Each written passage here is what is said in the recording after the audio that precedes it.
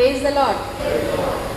अभी हमारी छोटी बहनों का भी टेस्टमनी सुना, बहुत अच्छा लगा। उन्होंने अपनी जीवन की गवाही को शेयर किया कि अन्य जाति में से भी आए और उनके घर को भी उन्होंने जीत दिया है।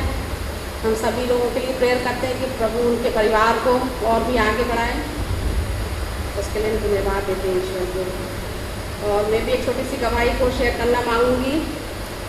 अभी बहुत दिनों से हम लोग चर्च में नहीं आ पा रहे थे क्योंकि लॉकडाउन की वजह से प्रॉब्लम थी और ऑनलाइन चर्चेस वगैरह चल रहे थे।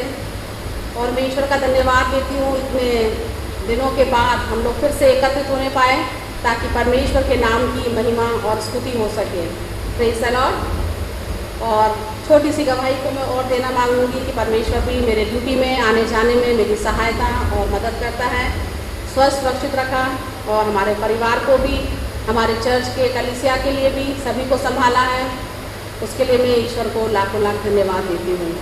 और जिस तरीके से अभी जैसे उन्होंने बताया था कि क्या कहते हैं, जब हमें कार जब खरीदते हैं तो हमें डीजल की भी आवश्यकता होती है ना।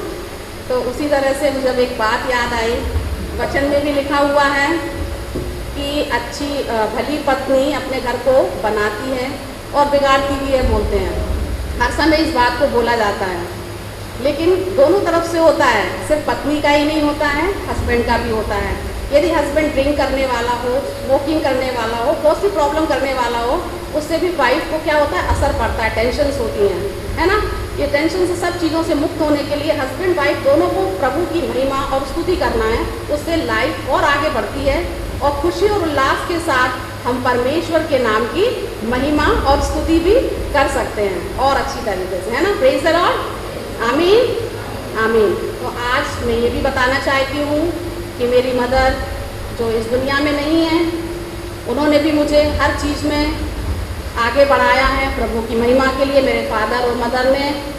और जो ट्रेनिंग करने में भी मेरे लिए बहुत सपोर्ट किया है उन्होंने, उन लोगों की, और सबसे पहले प्रभु के सेवकों के द्वारा और फिर हमारे पेरेंट्स जिन्होंने प्रार्थनाओं के द्वारा मुझे आगे बढ़ाया ट्रेनिंग में और फिर सर्विस में आने के लिए बहुत मेहनत करी है, तब आज जाके हम इस मुकाम पे खड़े हुए हैं। Praise the Lord.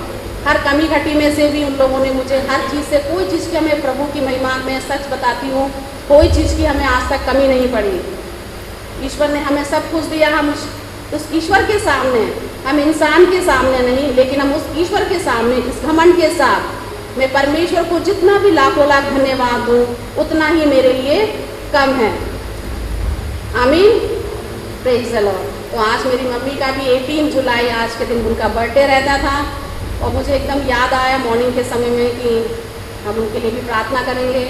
पर मेरा विश्वास है कि मेरे पापा मम्मी भी परमेश्वर के नाम की महिमा और स्तुति प्रभु यीशु के साथ कर रहे हैं, ये मेरा विश्वास है। Praise the Lord. तो मैं एक वचन को पढ़ना मांगूंगी, भजन संहिता 147 उसका 6वां और 7वां पद। यहोवा नम्र लोगों को संभालता है और दुष्टों को भूमि पर गिरा देता है। धन्यवाद करते हुए यहोवा का गीत गाओ, वीणा बजाते हुए हमारे परमेश्वर का भजन गाओ। कितना अच्छा वचन लिखा हुआ है। यहोवा नम्र लोगों को संभालता है और दुष्टों को भूमि पर गिरा देता है। धन्यवाद करते हुए यहोवा का गीत गाओ, वीणा बजाते हुए हमारे परमेश्वर का भजन गाओ। Praise the Lord. गाने की प्रैक्टिस अच्छी नहीं है, लेकिन अभी परमेश्वर के नाम की महिमा स्तुति करेंगे। आप लोग निकाल लीजिएगा, पुराना ही सॉन्ग है। Matthew chapter 28 versus from 18 to 20। Matthew chapter 28, मत्ती 28 अध्याय 18, 19, 20 तक हम इस गीत को गाएंगे। हमारे साथ आप लोग मिल करके गा सकते हैं।